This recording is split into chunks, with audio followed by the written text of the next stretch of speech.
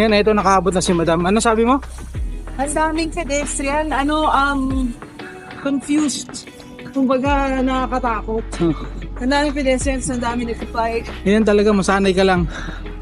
Ayan, continue tayo dito sa may ating Dubai Canal Tour. Yan.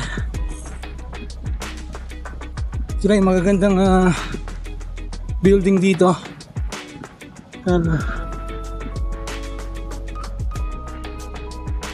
Makikita rin natin, makikita mo rin from here, there. Yan yung tallest building in the world, Burj Khalifa. Medyo talaga busy busy tong truck na to sa gantong panahon. Yan, sa harap natin yan Marriott Marquis. Yan tallest hotel. I'm not sure if it's in the world or sa tallest hotel siya.